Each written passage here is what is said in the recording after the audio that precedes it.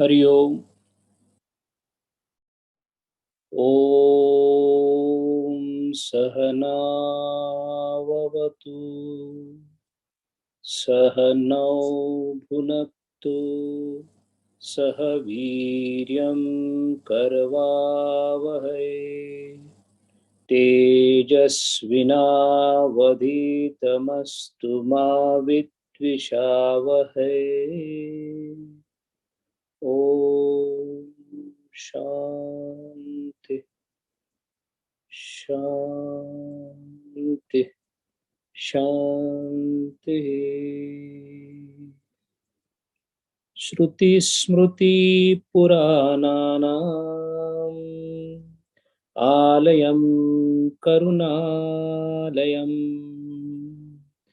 नमामि भगवत्पादं शङ्करं लोकशङ्करम्। शङ्करं शङ्कराचार्यं केशवं बादरायणम् सूत्रभाष्यकृतौ वन्दे भगवन्तौ पुनः पुनः।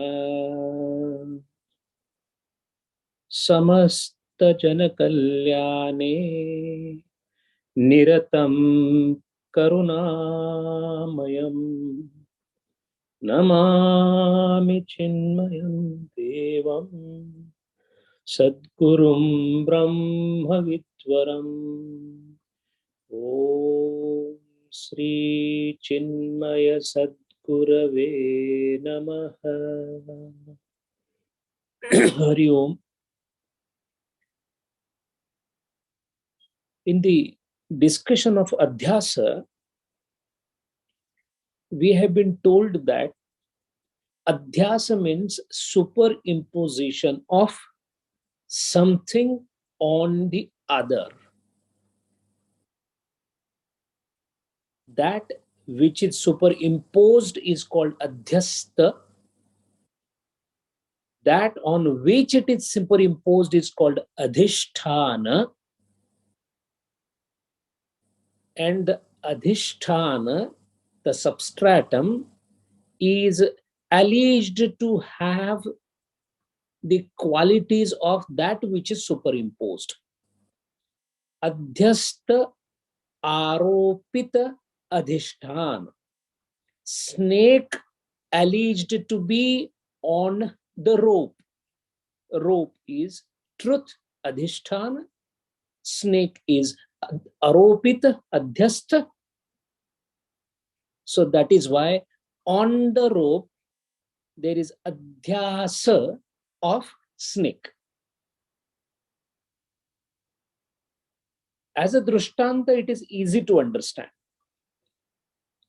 It just puts a question to the mind that when I am sitting in the train, I see the trees are moving in one direction. I actually experience the movement of the trees in the opposite direction, although I know they do not move. Which means it is possible to experience something which is not there and appears to be true. The mirage is not there. There is no water in the mirage, but it appears that there is water. I actually see the water there. My presumption gets sublated subsequently because of my knowledge that this is mirage. But till the knowledge of mirage is there, till the knowledge of inertia and relative speed is there, what is being seen is actually felt true. Taking analogy from these two examples, what is the guarantee that what I experience in this world is not an superimposition? Because I have an example in my life. When I dream, lots of things are experienced by me. I see the rivers, the mountain, everything, everything, everything. And when the sleep or the dream is broken, the whole dream appears to be superfluous, superimposed, superfluous. All that it required was transition from the Swapna Avastha to Jagruta Avastha. If that is my daily experience, then what is the guarantee that what I'm experiencing now may be false if I go into another state or the stage?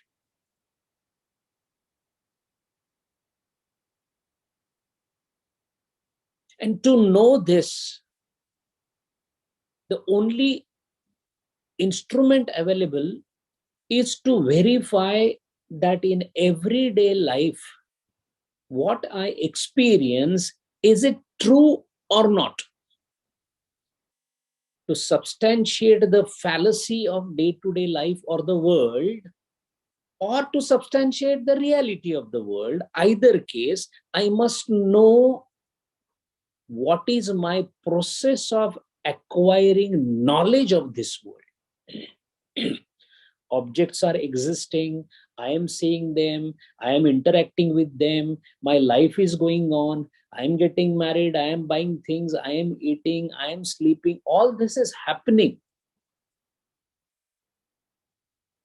But I must know that what gives me the confidence that this world is real.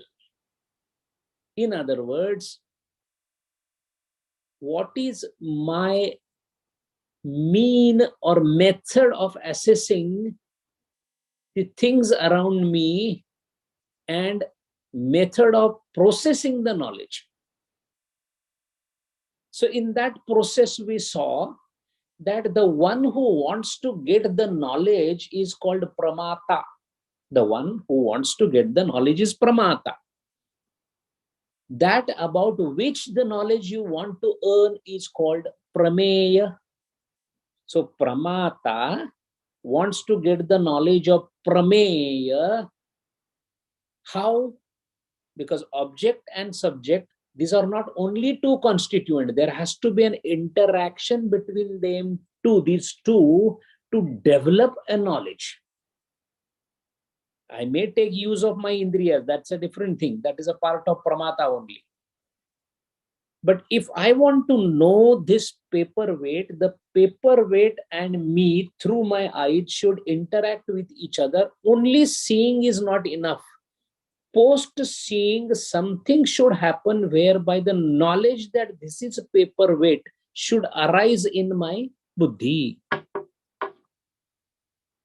The method or the means of assessing this particular object by the subject or prameya by the pramata is called pramana.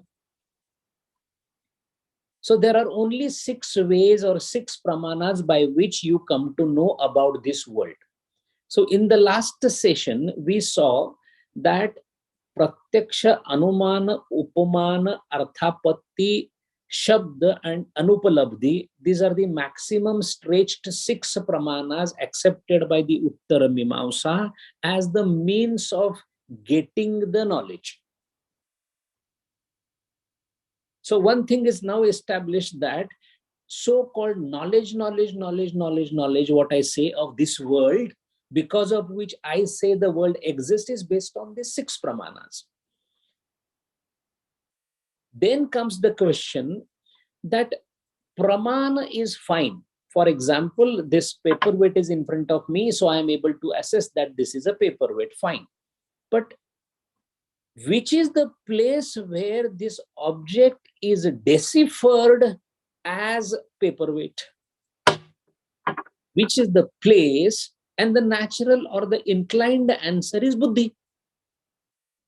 In fact, buddhi or intelligence is not a tangible thing. Mind itself is not tangible, but it is an intangible thing supposed to reside within me.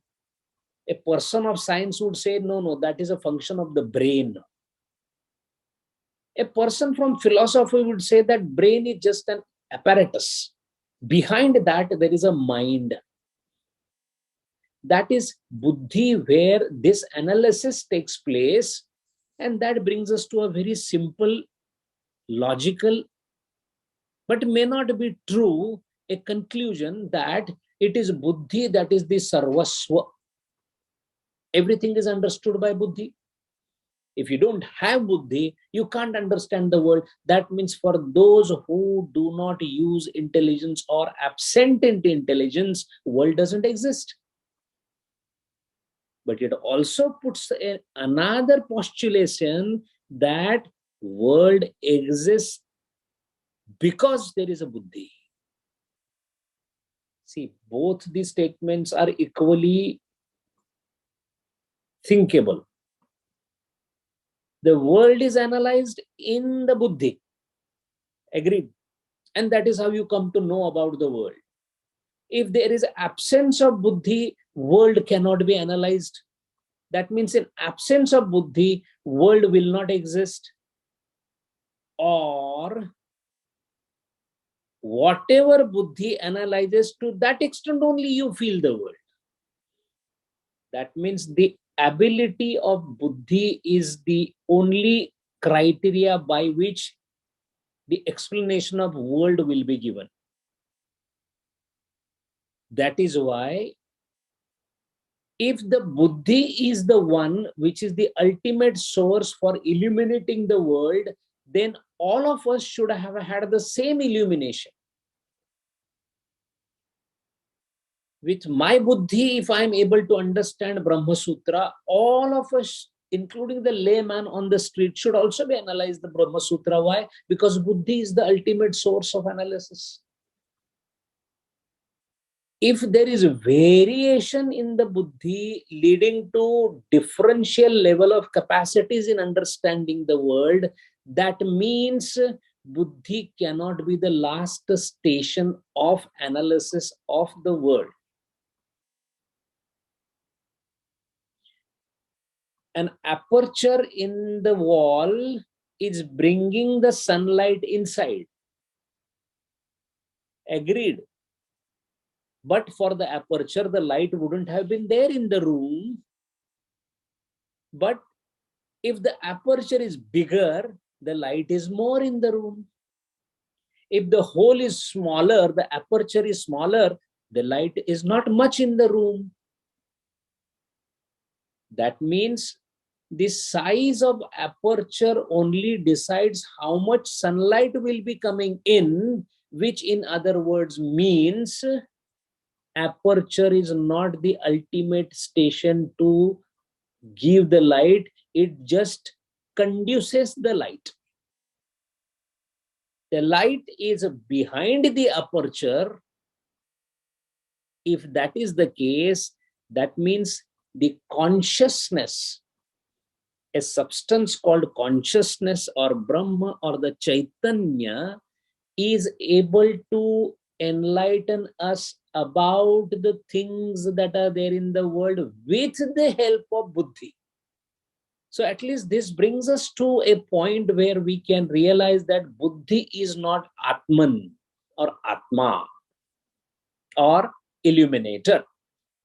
If buddhi is not illuminator, then what is the relationship of consciousness which is pervading everywhere called Chaitanya? And there is also part of that Chaitanya coming in that particular room or the Jiva or the Buddhi. In order to understand this, the Chaitanya is divided into 4 parts. It is not a compartmentalization, but for the sake of understanding, it becomes easier or better to know the consciousness or the Chaitanya into its 4 forms, because it has the bearing on the Pramana Shastra as well as the metaphysical aspect of the reality.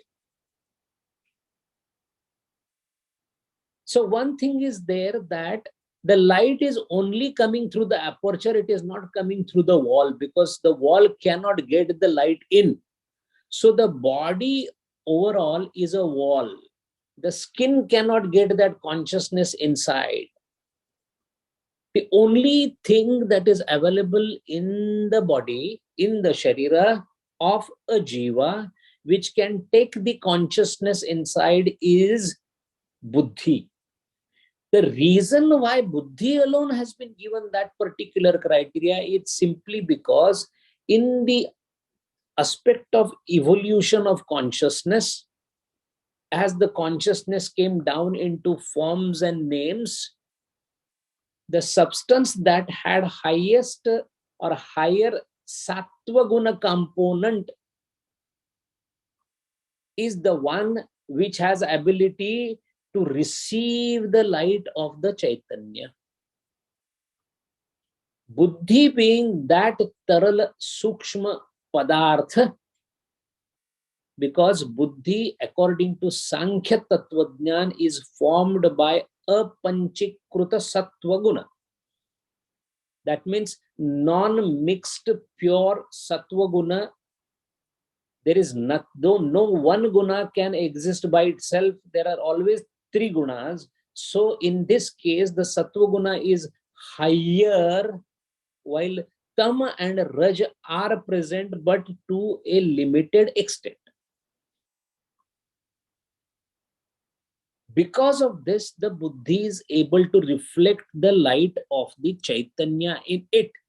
And when she receives the light, on that borrowed light of the Chaitanya by the buddhi, the whole operation of this sharira or the whole transaction takes place. That means, first of all, the entire sunlight which is everywhere is now restricted in this body by a small aperture or by a small buddhi. So infinitesimally small amount of light of the Chaitanya penetrates into each and every existing thing. So that means everything is Chaitanya Maya. How much quantity everyone has, what usage of that borrowed light one does, that depends upon the evolution of the species. A stone will have consciousness in it for sure, because everything is pervaded by consciousness, but the stone will not have jnana shakti. So the stone cannot cognize something else. There is a jnana shunyata. In the stone, there is a jnana shunyata. Ichha Shakti, Karya Shakti, Jnana Shakti, these are absent there. However, Chaitanya is present there. So Chaitanya Purna, Jnana Shunya is the avastha of a stone. So if we look at the array of all the worldly things in this world, starting from stone to the plant, to the animal, to the man, in the man, we find that all these three aspects of Chaitanya's utilization in the form of Ichha, Jnana and Karya Shakti are into its fullest bloom. Once that is there, then we can start seeing what is a Jnana Paddhati. First, we need to find out which is the precise thing that receives the knowledge. In other words, can we say sunlight is the receiver of light? He is the giver of the light. How will he enlighten? He already lightens everything. So that means Chaitanya cannot get knowledge because he is knowledge. Consciousness is consciousness. So consciousness cannot be conscious of something. He is conscious of everything. That means the sunlight itself cannot be the receiver of the knowledge. So these 6 pramanas which gives the jnanam to us, who receives that jnanam? Body doesn't receive because it's inert. Buddhi, if it receives, buddhi is also borrowing the light from somebody, from the consciousness. Consciousness doesn't know or doesn't need to know the knowledge because his knowledge by itself. There is no point in finding out whether the sun would be interested in the light because he's sunlight himself. The aperture which is bringing the light in the room, or the crystal called buddhi which is bringing that light inside, by itself buddhi, we saw that it cannot understand, it cannot have the knowledge. So who is the one who is having the knowledge? The recipient of knowledge is who? And to understand that, the Chaitanya in the Shastra is divided into 4 parts for the sake of understanding. One is called Kutastha Chaitanya, another is called Jiva Chaitanya, third is called Ishvara Chaitanya, and the last is Brahma Chaitanya. So first of all, let us see what is Kutastha Chaitanya and Jiva Chaitanya. It is beyond a doubt that the consciousness is there in each and everything. When we take example of, say, let's say me as a Jiva, I have the consciousness in me. Now the consciousness, what is the characteristic of consciousness? He is Nishkriya. Why Nishkriya? Sunlight, for the sun, apart giving sunlight, there is no function. If we ask the question to the sun, for whom you give the light? What benefit are you getting by giving the light? What is your scheme of giving the light? The answer would be, there is no answer to this because I am sun and I give light. That is my nature. The very fact that I exist, light is my nature. Similarly, consciousness, what does it do? Doesn't do anything. Why? Consciousness is conscious by itself, is its own existence. Now the question is, utilization of consciousness cannot be the function of consciousness itself. Solar light, solar energy produced from the light is not the function of for which the sun is giving the light. You use it for solar energy, you don't use it. Either way, sun will continue to give the light. Similarly, consciousness, whether you use it, don't use it, you exist, you don't exist, it will continuously be there. So that light, since it pervades everyone, the consciousness that is pervading a limited adjunct. In other words, one ray of light has come into one room. That much ray is called a ray of light staying in the room. As an analogy, that much consciousness of the whole pervading consciousness which has come to reside in the jiva is called kutastha. Now, kutastha is nothing else but part and parcel of the same consciousness. There is virtually no difference. Then why it is smaller than the entire consciousness? The utilizer, the one who is utilizing the consciousness, has made it small. The wall had only small aperture, that's why that much light came through it. Otherwise, you break the wall, the whole light will come in. It is not the defect in the light, it is the defect in the perceiver of the light, the one who has received the light, and the one who receives the light actually restricts the light. The wall has restricted the incoming of the light and only an aperture has been left. Similarly, the body, Sharira, Jiva, has restricted the consciousness, limited the consciousness, and limiting adjunct is called Upadhi. Limited adjunct is called Upadhi. Upadhi means that which limits.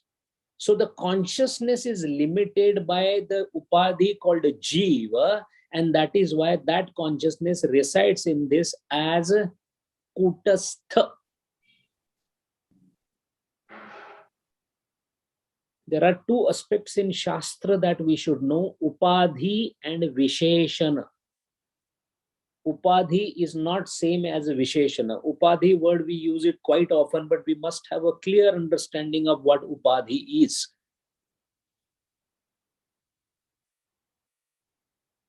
The water is flowing through the river.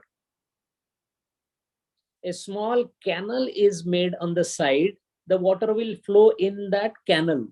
What happened to the river water? It got limited by the canal formation. So the canal is a Upadhi of the river. Then a pond is made of that water. The pond is Upadhi of that river water. River water is humongous. Once we know Upadhi, we must know the difference between Upadhi and Visheshana. That which stays in the same desha. Desha means area. That which stays in the same desha and makes you aware of something without making its spatial presence is called Upadhi. The best example is Karna Shushkuli. This particular part of the external ear is called Karna Shushkuli.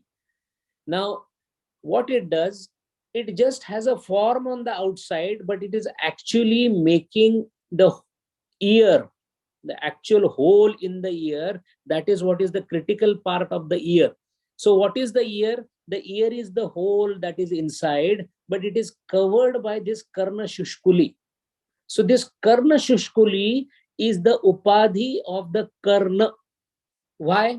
It makes the presence of the Karna felt by its presence because it is staying in the same desha, in the same area, but it does not make itself prominent. It is not adding anything to the Karna itself. It is making us aware of the Karna, the ear, but it is not the part of the ear as an Indriya. Ear and the ear lobe both are present in the same desha, same area. But the ear lobe is not making its own qualities anyway predominant or present when we are thinking of the Karna as the Indriya.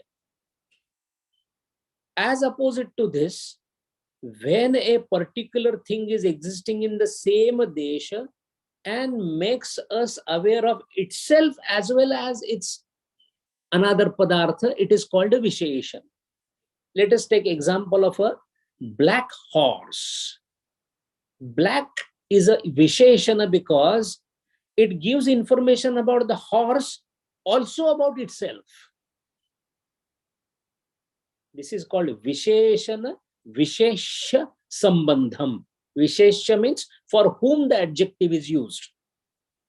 So, Krishna Ashwa, black horse, Krishna is a Visheshana, Ashwa is a Vishesha, but the black, that Krishna, makes you aware of itself as well as of the horse. So it is Visheshan. Now comes the question, Jiva as the Upadhi. So in Upadhi, when it does not give much information about itself, but gives information only about the main padartha. It is called upadhi. What is the importance of this upadhi and visheshana in the Chaitanya aspect? So the first thing to know is there is a kutastha Chaitanya, that means same part and parcel of the consciousness residing in all the jivas. Let's take one jiva. So let us take, there is a kutastha. Now what is this kutastha doing? Kutastha is just the same light as consciousness. So let us say this light which is coming, emanating, is the kutastha. This actually part and parcel of the whole light. This kutastha comes into the jiva, and when it comes into the jiva, what it does is the most reflective, transparent, sattva guna bharit part of the jiva is buddhi or antakarana. Let us say this is the buddhi or the antakarana. So this is just a crystal or a glass thing. Now what happens is this kutastha, because it has the crystal thing, it takes the light in. Now what has happened is this kutastha has not done anything. It just came in the body. However, its light was taken up by the instrument called buddhi, which is this crystal, and now the light is spread inside the crystal. If I remove the kutastha, there is no light in the crystal. If I put the light, the crystal gets the light. So kutastha reflects the light in the buddhi, and this reflected light in the buddhi is called abhas. So this kutastha is chaitanya, so it is a chid, and this light in the buddhi is a chid abhasa, chidabhasa. So what is happening is there is kutastha, there is buddhi, and there is a light in the buddhi. So we have kutastha chaitanya, ananta vasana samskarita buddhi, and the abhas of chaitanya or the kutastha in the buddhi. These three together are called jiva. That is the main purpose of the demonstration. So what is happening? Himanshu, is it possible to have that first slide? We will. So kutastha by itself carries all the characters of kutastha carries all the characters. As we can see here, the kutastha is the illuminator, and this particular crystal, pardon me for my drawing, this particular crystal is now shining with the light borrowed from the kutastha, and that borrowed light is called chidabhasa. This chidabhasa then is able to appreciate through the indriyas all the vishayas. This is the background end of the place where the knowledge takes place. Now the question is, let us ask where the knowledge takes place. Does it take place in kutastha? Cannot take place in kutastha. Why? It is like saying that there is a light happening in the sun. There cannot be light happening in the sun because sun itself is light. So kutastha cannot, even if he wishes, he cannot get jnanam because he is jnanam. So kutastha cannot get it. So that means the only area left is this antakaran or buddhi and the light inside it. Now antakaran or buddhi by itself is, howsoever transparent it may be, it's an organ. And it is a jada. So buddhi by itself is virtually useless in taking the knowledge unless there is a light to enlighten the knowledge. That light is called chidabhasa, which is borrowed from actually the kutastha. So it is a borrowed light. Since it is a borrowed light, not an original light, it is called bhasa. Bhasa means appears like a light. So that means in the mirror, we see the reflection of sun and we feel it is sunlight. It is not. It is the bhasa of the sunlight. Sunlight is somewhere else. It is falling there. It appears like it is there. So now this Chidabhasa along with Buddhi, so Buddhi plus Chidabhasa plus Kutastha, all this together is called Jiv. This is the Jiv. So one thing is very clear, knowledge is happening in this Chidabhasa area. It is happening because of presence of Chidabhasa, not because of presence of Buddhi. Buddhi has an ability to catch the light of Kutastha. So it is happening in Buddhi. No other organ in the body has ability to catch the Kutastha to that extent. This Chidabhasa which is there captured by the Buddhi or Antakarana then spreads throughout the extent of the Jiva. And that is how Jiva becomes Sarvajna of its own body. Now for me, I know everything of my body. I am aware of my leg, my toes, my nail, my hair, my face, everything, because I don't have to ask somebody about myself, because I am Sarvajna only to the restricted amount of my Jiva. That is why Jiva is Alpadnya. Alpadnya means to the extent of Chidabhas can extend in that Jiva, he is the master to know. The biggest thing is, in spite of explaining this diagram, it is very nice to see it in the diagram, but none of us have any idea, or even we cannot experience that this Chidabhasa, this Buddhi, this Kalpana, this talk, everything is coming mainly because of the Kutastha. The knowledge of the Kutastha is completely unknown to us. Why? Because of Ajnana. Not knowing the Kutastha is Ajnana. We all know, we are all studying that I am Brahma, I am Atma Brahma, Aham Brahmasmi, Brahmam Satyam. All we are studying. But heart of heart, we know that what is Brahma? I don't have any experience. I do not have any experience of Brahma. The only difference between a layman and the people who are studying Brahma Sutra is the layman doesn't know the Brahma and thinks that it doesn't exist.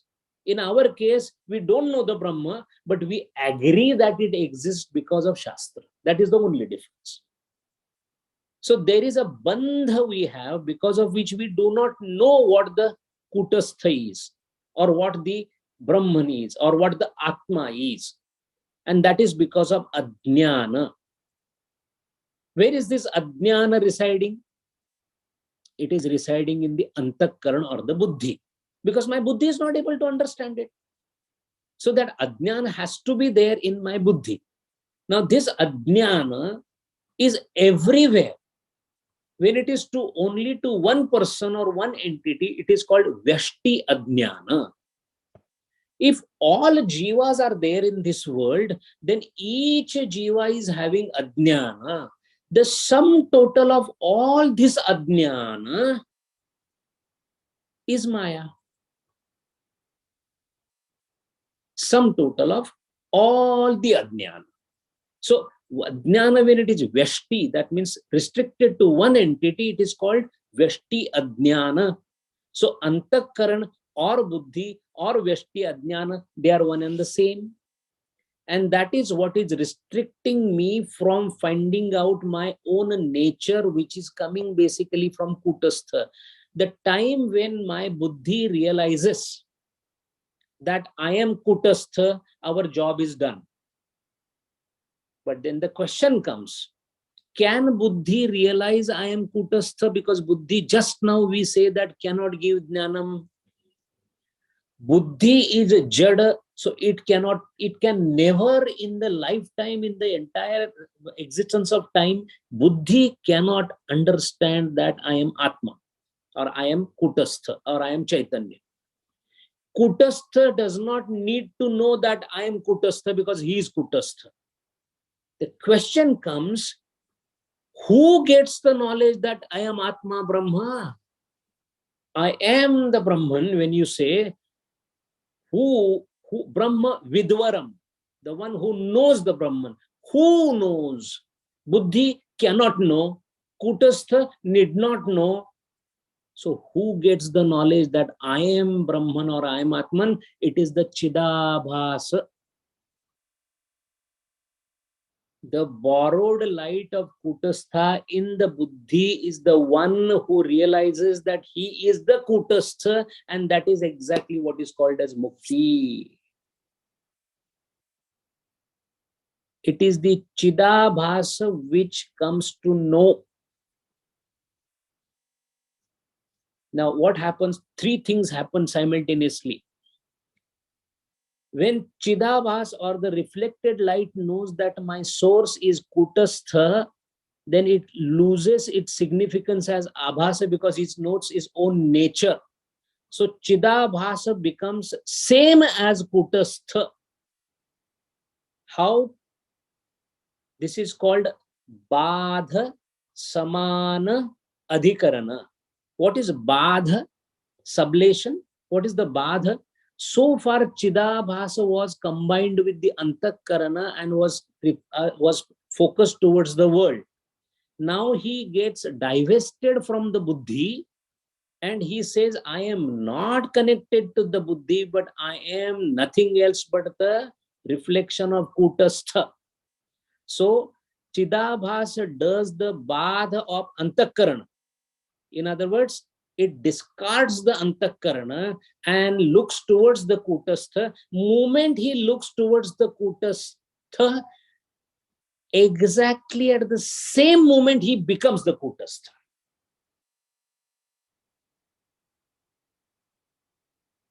Gurudeva, in his commentaries at certain places in Aparoksha Anubhuti and other places, even in Gita Bhashya, he has given this moment because he has experienced it.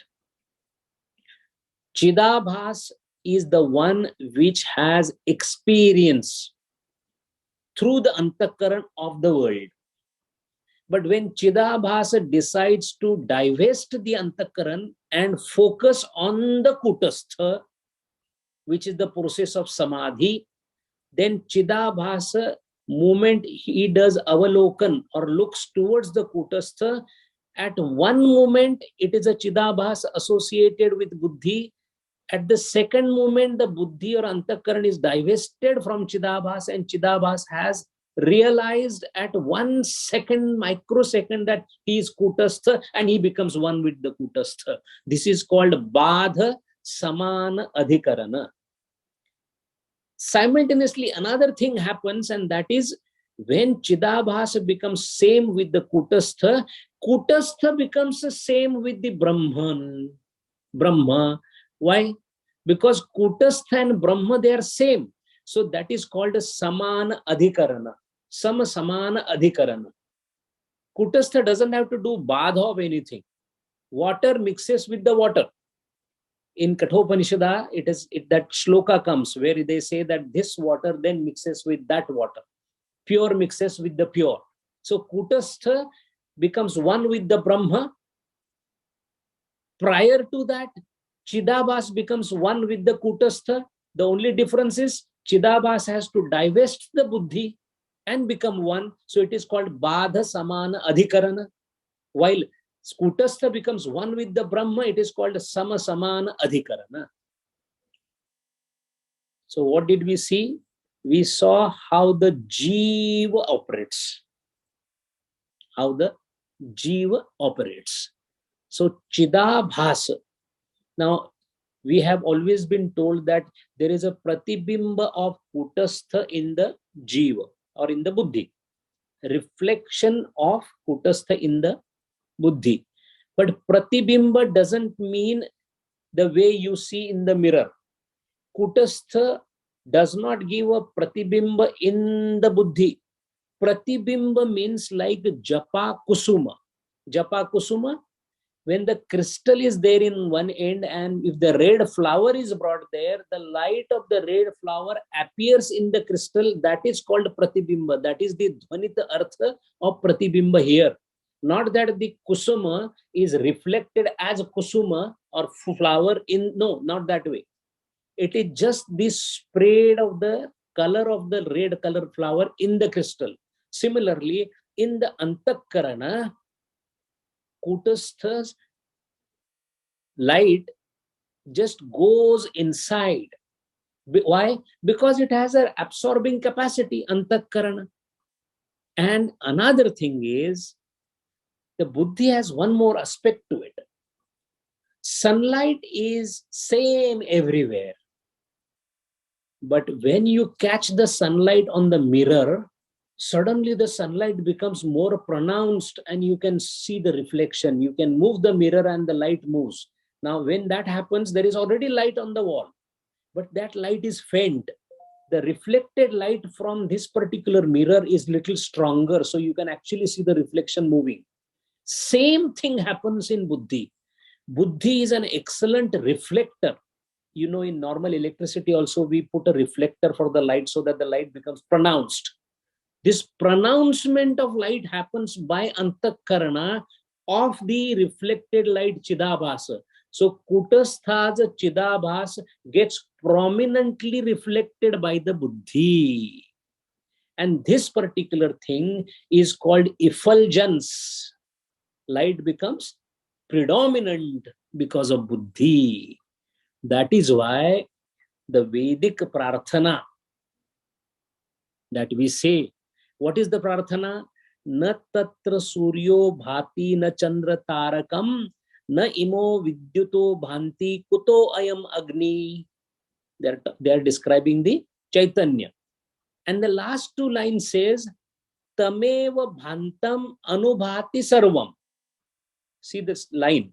Tameva bhantam. By knowing the Chaitanya, sarvam anubhati. Everything becomes known. Tasya bhasam. Now, not tameva, tasya bhasam. That means it's abhasa. Tasya bhasam sarvam idam vibhati. Whatever is idam, you come to know. Not all. Only idam. Because it is operating through antakarana. So, chidabhasa kruta, antakarana madhyama kruta, indriya kruta, jnanam is the worldly knowledge. Now, once this is sure, is it possible for buddhi to know kutastha? Kutastha has given borrowed light to buddhi called chidabhas. That chidabhas is actually responsible for the buddhi to enlighten. That means if kutastha is grandfather, chidabhas is father, and buddhi is the child, is it possible for the child to know the grandfather? Is it possible to sant or limited to know the unlimited?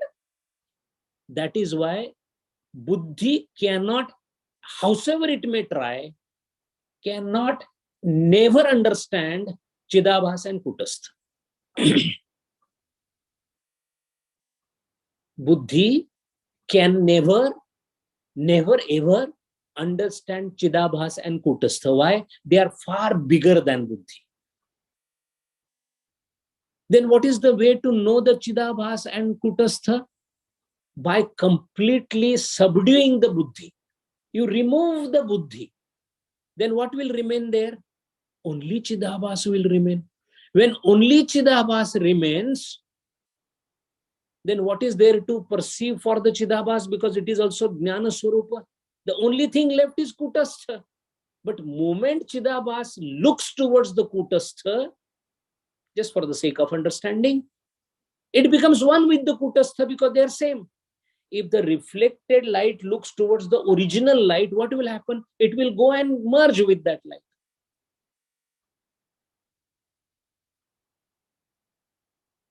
That is what is precisely Atma Jnanam. So Atma Jnanam happens to Chidabhas, not to Buddhi, not to Kutastha. Kutastha because he is knowledge, so he doesn't need to know himself. Buddhi cannot know. The only thing that remains in Chidabhasa. Then why is it that Chidabhasa is not normally aware of he being Kutastha? Because it is employed with the Buddhi through the Indriyas towards the world. So what do? You turn it. How do you turn it? Paranchikhani vitrunat swayambhu. We are condemned to look outside through the Indriyas. What do? Don't look. Then what will happen? Everything will come back. That is where the concept of Vairagya comes into the picture. This world is useless. Viveka, I should not get involved through indriyas into everything, vairagya, and then you bring back, and we do ekagrata. That means you're using chidabhasa through antakaran for only one thing, ekagrata. Then remove that ek also, go to niruddhata. When you go to niruddhata, the antakaran stops functioning. When antakaran stops functioning, what remains in the buddhi is a chidabhasa. Because Chidabhas has all the qualities of the original light called Kutastha, although it is a reflected light, when only Chidabhas reigns supreme in the Buddhi, and Buddhi itself is almost non-existent, such a person has ability to know everything in the world. We saw the Vibhuti Pada of the Yoga Shastra. Sampurna Vikasita Chidabhasa Buddhi Vritti Rahita is the master of what? All the world. Yet he is not the master like Kutastha, because Kutastha has given small part of borrowed light to this. So Kutastha's Vibhuti is beyond description. This is how the Jiva Chaitanya is there. So Buddhi or Veshti Adnyan Adhishthan, that is one, is called Kutastha Chaitanya. So Kutastha Chaitanya is itself similar to Brahman. Only thing is, it is now limited to one Jiva. Jiva Chaitanya is Kutastha Chaitanya plus the Chidabhasa plus the Buddhi. All the three together is Jiva Chaitanya. Now we take the same analogy towards the Ishvara Chaitanya. In case of Ishvara Chaitanya, we have Buddhi here in which Chidabhasa happens. There, the restricting thing is Maya. So our Buddhi has become limited adjunct or limitation for the consciousness to fully explore. It just explores a small part called Kutastha. Kutastha is nothing else but consciousness restricted by the limited aspect of Buddhi. Similarly, that which restricts at a Ishvara level is Maya. So Maya is playing the same role as Buddhi. So it is called Adnyana here. It is also Adnyana. So Maya is also Adnyana. Buddhi is also Adnyana. Both are Adnyana. Only thing is, in Jiva, a small portion of consciousness is restricted by Buddhi. In Ishvara, a very large portion of consciousness is restricted by Maya. That is why the situation of Ishvara is same as Jiva. Because the Kutastha in us is restricted only to the Sharira Madhyama, 5 feet 6 inches. The Kutastha in my Jiva, or this Jiva, gives the knowledge of only my body. In case of Ishvara, the restriction is by Maya, which is everywhere. So Ishvara has simultaneous knowledge of all the world at all the times. The only difference between the Jiva Chaitanya and Ishvara Chaitanya is Ishvara is also limited adjunct. Jiva is also limited adjunct. Both are Upadhi. Upadhi for Ishvara is Maya. Upadhi for Jiva is the Buddhi. And that which restricts is Adnyana. So Vyashti Adnyana is Buddhi. So for a Jiva, it is Vyashti Adnyana. For Ishvara, it is Samashti Adnyana. Samashti Adnyana means Maya. Same. Pind and Brahmanda, it is same. Pindite Brahmandi. In Pind, Kutastha, which is nothing else but Chaitanya, is limited, restricted, upadhikruta by Buddhi or Antakarana. At the Brahmanda level, it is Brahma Chaitanya, Ishvara, restricted by Maya. So we have a sharira, sthula sharira of 5 feet 6 inches.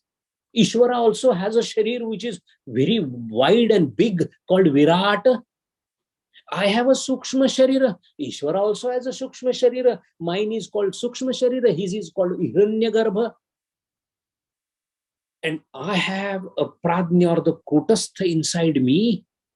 He has Ishvara inside, which are nothing else but the pure Chaitanya.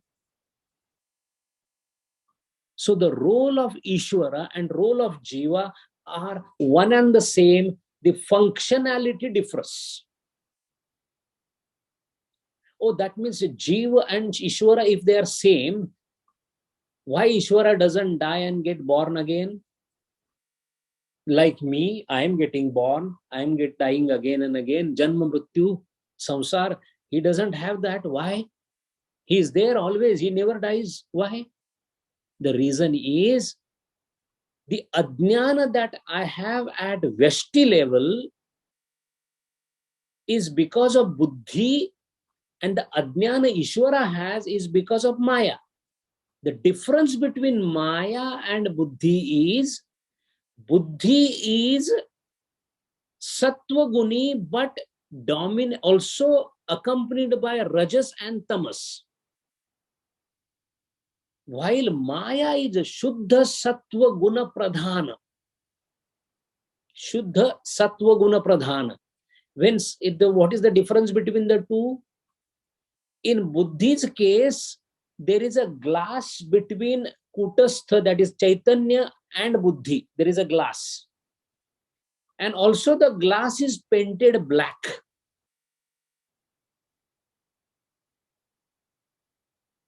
Because of which the flame, the jyot, the Chaitanya is not seen. In case of Ishvara, there is a glass, there is ajnana between Ishvara and the Brahma, because Maya is standing in between. However, it is not painted black. So Ishvara has Brahma Bhana. He never forgets its nature as Brahma, although he doesn't become Brahmi Bhuta. So what happens? Because he is Mukta, because there is no bandhana he has. Bandhan comes from Abhanatmaka Pada, Asatva Pada of Avarana. Buddhi creates a barrier because it is Ajnana between the Kutastha or the Chaitanya and the Buddhi. There is a barrier. Otherwise, we all should have felt right away after the birth that I am Brahman. It doesn't happen. I am not Brahma. Why? Because I have the barrier or the wall of Ajnana. But in my case, in Jiva's case, I don't know Brahma exists. That is my one problem. That is called abhana. I don't have bhana of Brahma. I don't have knowledge that there is something called Brahma. Brahma hai, ye bhi malum nahi. That is one. So that is abhana. So that is abhana. Asatva pada is the second part. I do not know that there is Brahma, one part, abhana, and Brahma cannot be there. 100% Brahma is not there. Asatva pada. We also have that. How it is proved? This is mobile phone. Why do I say that? I don't say this is Brahma, I am Brahma. Why? I have no knowledge of what Brahma is, and also I am presuming that Brahma is not there. I am creating new aspects of knowledge because this I think is the true. Brahma is not true. Mobile is true. Two things happened in this. One is you forgot that Brahma, and second is instead of Brahma you started believing in mobile. So a bhana, a sattvapada. In case of Ishvara, this is not there. That is why Ishvara doesn't have bandha. So he is nitya mukta. The only difference between these two is that one is his extent of knowledge, because he is cumulative sharira. His sharira is too wide. And naturally, he knows everything in his sharira. Like the way I know in my sharira, sthula or sukshma, both shariras. So that is why the difference between Jiva Chaitanya and Ishwar Chaitanya is both are same. At the point of Buddhi, Maya is there because they are restricting. At Kutastha, Ishwara is there. And as a Jiva, I am the Niyamak, or I am the one who has a Kartrutva, Bhoktrutva for the Sharira. Ishwara has Kartrutva, Bhoktrutva for whatever is created. So he is Ishwara. He has been given a blessing to lord over whatever is created because he creates it. In either of these, neither the Brahma has any role to play. That is also happening by a borrowed light. In this, Jiva also is happening on the borrowed life. So there is Ishwar also is a bhasa. These are some very bold statements, but they are there in the Shastra. Ishwara is a bhasa, abhasa. Abhasa of what? Chaitanya. In the Jiva, I am Chidabhasa. Maybe my light is small, Ishwara's light is big. That is the only difference. But both are abhas. That is why till the time world is existing, the controller of the world will exist, but he is also abhasa. I am as a jiva also abhasa. Everything in this world is abhasa because this is just the reflected light of the Chaitanya. The moment abhasa realizes that I am not abhasa but I am the light, we are out of the world, because the one who knows that he is the light has no place in this world, including Ishvara. Ishvara will be also over. The only difference is in the Ishvara's creation, I keep taking birth, coming back again within the world. Within the world, I go inside the water and come outside of the water. So I die, I born again. But the whole world which belongs to Ishvara, because he is Nitya Mukta, he doesn't die or he doesn't get born again. So Ishvara Chaitanya, Jiva Chaitanya and Brahma Chaitanya. Hopefully we have resolved some doubts and difficulties about these different types of Chaitanya, types for the sake of understanding. So once this is clear, the light, the crystal and the light in the crystal, Kutastha, Buddhi or Antakarana and the Chidabhasa together is called a Jiva. Once this is clear to us, then it will be easier for us to understand how is the Bahya Jnana Paddhati. When I say I realize this is a paperweight, how this happens, what flows from where, how it reaches to this place, how this is unfolded and we realize that yes, this is paperweight and not a cup. This is the next part of the Bahya Jnana Paddhati. Once Jnana Paddhati is known, then why Adhyasa has taken place will be easier for us to understand, which we will see in the next session. Hari Om. Om Purnamada Purnam Nidam Purnat Purnam Udachyate Purnasya Purnamadaya Purnameva Vashishyate. Om Shanti Shanti Shanti. Hari Om. Shri Gurubhyo Namaha. Hari Om. Hari Om, Sanjay ji. We'll wait if there are some questions. Hari Om, Sanjay ji, Rajendran here. In Gita 15th chapter, Purushottama Yoga has mentioned this in 16th and 17th and 18th stanza. Dvavimau Purushav Loge Dvavimau Purushav Loge Ksharaschachara Evacha Kshara Sarvani Bhudani Kudastotshara Uchyade Uttama Purushastvanya Paramalpmeti Udahradaha Yo logatrayam avishya bibartyavyaya Ishvara. Yasmad ksharam adidoham aksharadabi chotama adosmi loge vedeja pradida purushottama. We can take these three stanzas right into your analogy, isn't it? Correct. Absolutely. Absolutely. Now, see, let us take, under the sun, if we keep 1,000 or thousands of, buckets of water, in each bucket, the sun will reflect. Take one example, one bucket out of that, and let us analyze it. Bucket is there, water is the inside, and sun is reflected on it. So, how Kudastha, Jiva, and Abhasa is can be, attached to these things? How Yes. it will come? Suppose the bucket and the water. This is called Bimba Pratibimba Vada. Yeah. We just now spoke about Abhasa Vada. Bimba Pratibimba Vada is another Vada explaining the same consciousness, but two different theories. One is Sureshwaracharya, the another is different one. In Bimba Pratibimba Vada, the sun is the Chaitanya.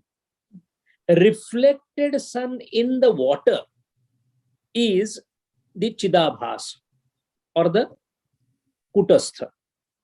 Now, once that comes inside, why the sun is appearing so small?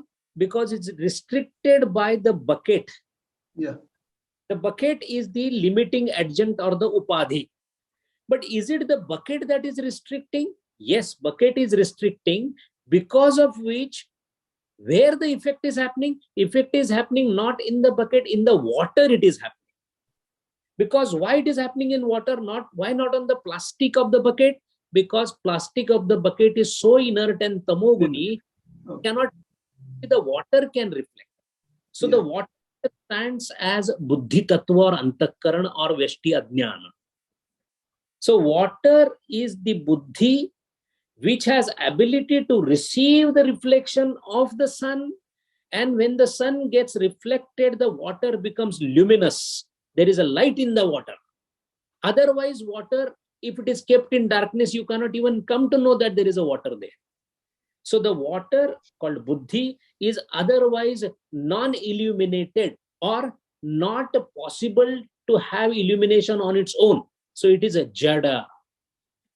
In the jada, the plastic rim of the bucket is purely tamoguni. So there is no question of it reflecting anything. Inside the tamo rajogunatmaka panchamahabhutika sharira, the water is the antakarana, which is definitely tarala and has ability to receive and reflect the sunlight that has come. Now the sun, when it gets reflected in the light, it sometimes becomes so powerful that you cannot put your eyes to the water. That is because the light that has come is accentuated by the water. That is called reflective power.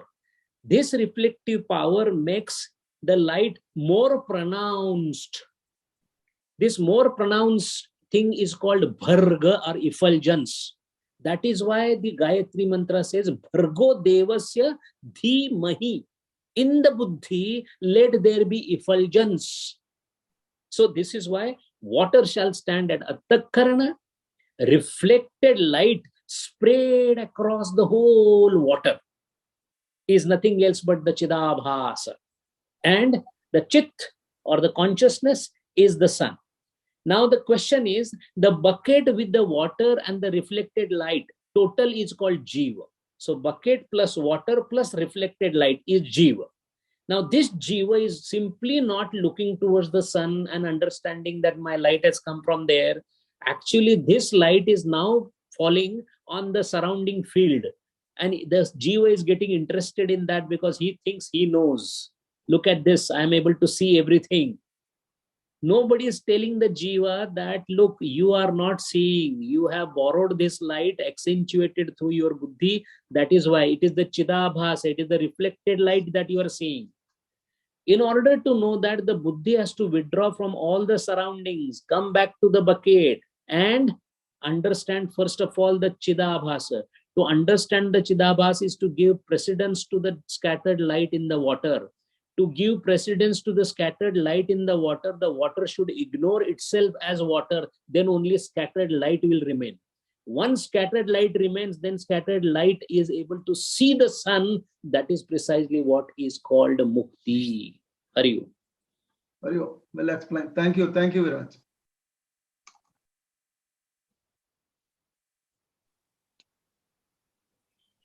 Sanjay, yeah.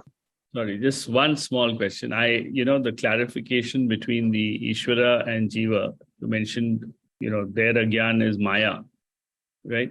But they're not born, again and again, like human beings. Just a little distinction, if you can just explain a little bit, please. In case of what is the reason why we get born and reborn is definitely because of vasana. We know that it is vasana or the desire. The question is the desire comes because of what? Incompleteness. Incompleteness is because of what? It is because you do not know that you are complete. If you come to know that you have 10,000 rupees in your house, then you will not say that I want 1 rupee. Because you come to know that there are 10,000. When you are not aware that you have 10,000, you say, no, I need to have 1 rupee. This happens because you are unaware. This unaware is called ajnana. The difference between ajnana of the jiva and Ishvara is, in case of Ishvara, he is aware of Brahma. He is sabhana. So that is why he knows he has absolute treasure of wealth with him, because he is able to see the Brahma Swarupa. Although he is not a Brahma Rupa, he is able to see Brahma Swarupa, so he has no Ichha. He has Ichha Shakti but no Ichha. See, having Ichha Shakti, for example, you have Ichha Shakti, diabetic has a Ichha Shakti for eating sugar, but he doesn't eat it. A satiated person, trupta person, will not like to have further food. Why? He has ability to desire the food, but at that moment he is satiated. In Ishvara, because satiety is there is no Ichha, Nirichha, because of which he doesn't have vasana. And there is no way you can take birth, because you take birth for what? To fulfill the vasanas and the desires. When Ishvara, because of his proximity and awareness of Brahma, which we don't have, that is why he is Nitya Mukta, because he doesn't need to be born again and again. He just exhibits what? Ichha Shakti, Jnana Shakti, Kriya Shakti in his body called world. Brahma even doesn't do that. See, Brahma is not at all interested. For Ishvara, Jiva is a small fry playing somewhere. Similarly, for Paramatma, the Brahma, Ishvara and the world, the whole thing is a small fry playing somewhere. If you remember 10th Adhyaya of Bhagavad Gita, Athava Bahuni etena kim jnatena tava Arjuna. Hey Arjuna, you heard my Vibhuti path. What do you know of my Vibhuti? Vishtabhya aham idam krutsnam ek anshena sthita jagatam. Sthito jagata ek anshena. This world, Arjuna, you saw just my Vibhuti and great things and all that. That is my 1 ansha. That is the Vyapti of Brahma. So for Brahma, it's a child's play when he looks at the Ishvara and the world. For the Ishvara, a Jiva is the child's play. It's all relational. What is important is you have to reach to that place where the Vedic Prarthana goes. What is the Vedic Prarthana going? What just now what we saw? In Vedic Prarthana it says, Tameva Bhantam Anubhati Sarvam. That is where we are supposed to reach. Where we have reached, Tasya Bhasam Sarvam Idam Vibhati. Ishvara also knows how much. Within the world, what is there, he knows. He doesn't know beyond that. Ishvara doesn't know beyond his creation. He has limitation. That is why Acharya again and again standing alone against all the other Dvaitis and everybody. He is saying that Ishvara, you do require, but only to stand on the shoulder. You have to go beyond. That is the difference. Hari Om. Hari Om. Thank you. That's